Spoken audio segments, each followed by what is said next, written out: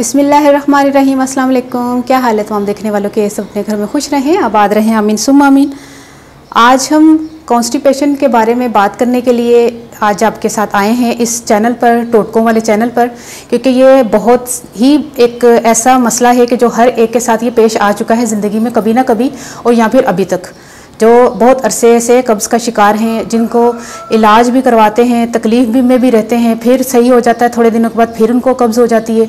तो उस सिलसिले में हम आज आपको मुख्तलिफ घरेलू टोटके, और एक टोटका नहीं बहुत से टोटके बताएंगे जिसमें आप रात को या दिन में किसी भी टाइम वो खा सकते हैं। और मैं बता दूंगी कि जो दिन में टोटका करना है या जो रात में करना है, ठीक है। और सबसे पहले मैं आपको बता दूं कि कब्ज़ जो है वो बहुत ही एक बड़ी बीमारी है जिसकी वजह से तमाम बीमारियां जो है वो आती हैं।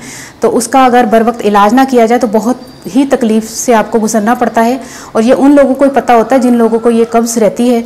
और बस मैं क्या बताऊं कि बहुत ही एक ऐसी चीज़ है कि जिसकी वजह से बहुत से लोगों को नींद भी सही तरह से नहीं आती, या उनको वो सही तरह से प्रॉपर घर का काम नहीं कर सकते, कहीं जॉब पे नहीं रुक सकते, टिक सकते, उनको इतनी तकलीफ होती है, उनसे बैठा नहीं जाता, उनसे चला नहीं जाता, वो मोटापे का शिकार होते, बहुत सी बीमारियां।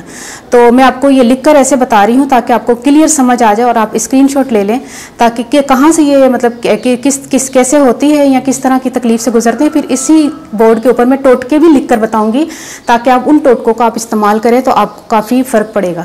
जैसे मैंने लिखा है कि कई लोगों को कब्ज़ कई अरसे से होता है, यानी आपको रोज़ाना स्टूल पास नहीं हो रहा, या अगर आता है तो बहुत ज़ोर लगाना पड़ता है, या फिर बहुत सख्त पखाना आता है जिसकी वजह से आपको बवासीर भी हो सकती है और पखाने के साथ खून भी आ सकता है। कब्ज़ तमाम बीमारियों की माँ है। इसकी वजह से बहुत सी ऐसी बीमारियां जन्म लेती हैं जो बाद में जाके ख़तरनाक भी हो सकती हैं। अगर कब्ज़ का बर वक्त इलाज ना करवाया जाए तो इससे आप एक इंतहाई ख़तरनाक एक बीमारी लग सकती है।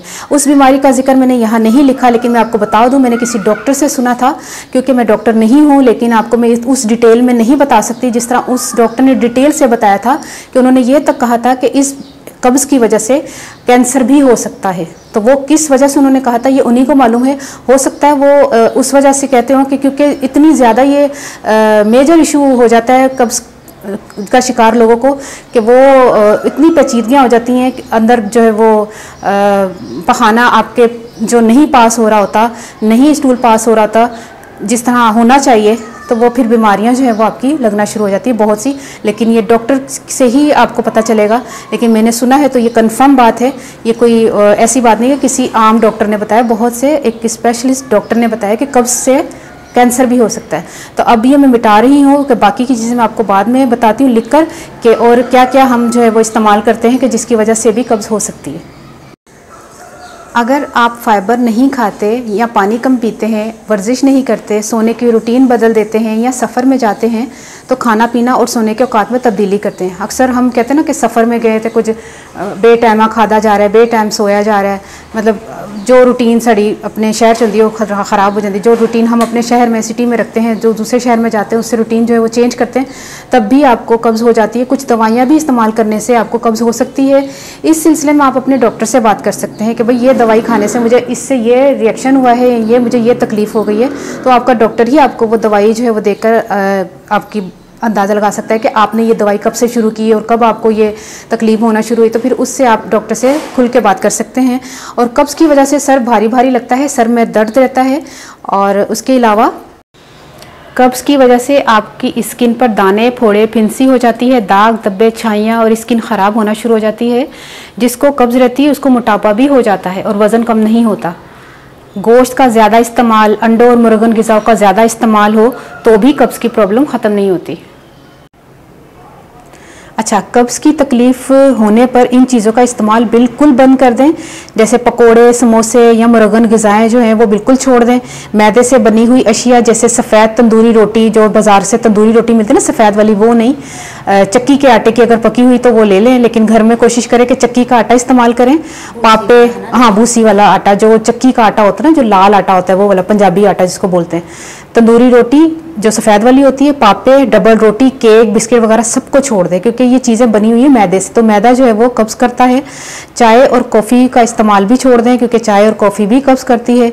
और बगैर शोरबे वाले सालन खाना छोड़ दें, क्योंकि हर एक सालन में आपने शोरबा करना है, चाहे वो भिंडी ही क्यों ना हो, क्योंकि आपको पता है भिंडी में शोरबा नहीं होता। लेकिन जब आपको इतनी ज़्यादा तकलीफ है तो आपने हर सालन में शोरबा ज़रूर रखना है। शोरबे के साथ आपने खाना है, गोश्त का भी शोरबा हो, सब्जियों का भी शोरबा हो, ज़रूर खुश्क सालन इस्तेमाल नहीं करना, क्योंकि अक्सर डॉक्टर्स कहते हैं कि ऑपरेशन हुआ है तो इनको शोरबे वाले सालन इस्तेमाल करवाएं, हल्की मिर्च मसाले वाले, लेकिन शोरबे वाले सालन, ताकि जो ऑपरेशन करने के बाद जो स्टिचेस वगैरह आ जाते हैं वो खुल ना जाए। क्योंकि लाजमी बात है, कब्ज़ की सूरत में पेशेंट जो है वो फ़ौरन अपने आप को जोर लगाता है तो वो टांके खुलने का खतरा होता है। इसलिए शोरबे वाले सालन जो है वो रिकमेंड करते हैं डॉक्टर्स भी कि शोरबे वाले सालन इस्तेमाल करें। अच्छा, ये टोटके हैं और ये मुख्तलिफ टोटके हैं, लेकिन एक टोटका ऐसा है कि जो इन टोटकों के साथ भी आप इस्तेमाल कर सकते हैं। जैसे कि 2 से 3 इंजीर रात को सोने से पहले आप ले लें। ये इंजीर वाला काम जो है आप किसी भी टोटकों के साथ इस्तेमाल कर सकते हैं, लेकिन जो कुछ टोटके हम ये इस्तेमाल करवा रहे हैं तो ये अलग अलग हैं, ठीक है। जैसे रात को सोने से पहले जैतून का तेल 1 चम्मच जो है वो पी लें, ठीक है, ये वाला। और खानों में जो है वो आपने अदरक, लहसुन और काली मिर्च का इस्तेमाल करना है। पानी ज़्यादा पिएं। खाना बनाते वक्त अदरक, लहसुन, काली मिर्च का इस्तेमाल करना है, ठीक है। और ये टोटका नंबर 2 है कि रात को सोने से पहले जैतून का तेल 1 चम्मच पी लें। लेकिन इस टोटके के साथ आप ये टोटका भी इस्तेमाल कर सकती हैं। और इसके अलावा आपने जब रात को सोने से पहले इसबगोल हस्क जो है वो पानी के साथ वो भी ले सकते हैं। तो ये हस्क वाला जो टोटका है इसके साथ भी आप इंजीर ले सकते हैं, ठीक है। और जो सोने से पहले मैंने जैतून का तेल बताया है 1 चम्मच, वो ऑर्गेनिक ऑलिव ऑयल होना चाहिए, ठीक है। चाय और कॉफ़ी का इस्तेमाल छोड़ दें। सुबह निहार पेट 1 गिलास पानी में 1 चम्मच सौंफ, आधी चम्मच अजवाइन डालकर उबालकर छानकर ये पानी पी लें। फाइबर का इस्तेमाल ज़्यादा करें, जैसे सुबह नाश्ते में आपने दलिया पानी के साथ पकाकर खा लें। दूध में डालकर पकाने से आपका वज़न बढ़ सकता है। अगर आपको जैतून का तेल पीने से भी फ़र्क नहीं पड़ रहा तो आप रात को गर्म दूध के साथ 1 चम्मच कैस्टर ऑयल डालकर पी लें। यानी कि 1 कप दूध या 1 गिलास दूध में 1 चम्मच कैस्टर ऑयल जो टीस्पून होता है वो डालकर पी लें। और जूस का इस्तेमाल कम करें। जैसे फलों का जूस हम निकाल कर पी लेते हैं ना, वो गलत करते हैं। फलों का डायरेक्ट इस्तेमाल करें और फल भी छिलके के साथ खाएं। जैसे कि पपीता, खरबूजा है वो छिलके समेत खाएं, ऊपर से अच्छी तरह धो लें, तो उसके बाद आपने छिलके समेत पपीता या खरबूजा खाना, ठीक है। और पानी का इस्तेमाल ज़्यादा से ज़्यादा करें और ठंडे पानी को बिल्कुल भी नहीं पीना, नीम गर्म पानी का इस्तेमाल करें। और इसके अलावा और भी चीज़ें मैं आपको बताती हूँ।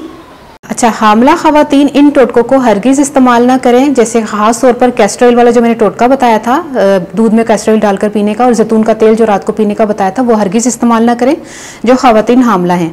और वैसे भी ये ख़वातीन अपनी लेडी डॉक्टर से ज़रूर मशवरा कर सकती हैं कि हमें इस तरह का प्रॉब्लम है। लेकिन इन ख़वातीन को मैं ये मशवरा दे सकती हूँ कि ये ख़वातीन फ्रूट्स खा सकती हैं, मैदे से बनी हुई चीज़ों का परहेज़ करें और शोरबे वाले सालन इस्तेमाल कर सकती हैं। उसके अलावा आप इन टोटकों को अमल ना करें। अच्छा, वर्जिश को अपना मामूल बना लें, यानी कि आधा घंटा आपने वॉक ज़रूर करनी है डेली, और रात की नींद पूरी लें। रात सोने से पहले काली मिर्च 3 से 4 दाने चबा कर नीम गर्म पानी उसके बाद पी लें। और ज़्यादा तबीयत ख़राब की सूरत में, जैसे कब्ज़ ख़त्म नहीं हो रही है, तमाम टोटकों के बावजूद भी, ये हर टोटका अलग अलग है, ठीक है, ये मैं बता दूँ, तो इन टोटकों को अलग अलग ही इस्तेमाल करना है जो मैंने इससे पहले लिखे हैं। तो इनके बावजूद भी अगर आपको फ़र्क नहीं पड़ा तो अपने डॉक्टर को दिखाएं, तो क्योंकि वही आपकी बीमारी की तशख़ीस कर सकते हैं कि आपको क्या बीमारी या किस तकलीफ़ की वजह से आपको ये सामना करना पड़ रहा है। क्योंकि मैं डॉक्टर तो हूँ नहीं, लेकिन मैंने तो घरेलू टोटके बताएं कि इसको ये इस्तेमाल करने से भी दूर हो सकती है और इसको इस तरह इस्तेमाल करने से भी इससे फ़र्क पड़ सकता है। तो मुझे ज़रूर बताइएगा कि आपको ये जो मैंने आज बताया है पूरी डिटेल के साथ आपको फ़र्क पड़ा या नहीं पड़ा, या किसी को फ़ायदा हुआ। क्योंकि इस वीडियो को आपने शेयर लाजमी करना है, क्योंकि बहुत से लोगों को इस तकलीफ़ का शिकार हैं, तो बहुत से लोगों का भला हो जाएगा। तो ठीक है, मुझे ज़रूर अपनी दुआ में याद रख लीजिएगा। ओके, अल्लाह हाफिज़।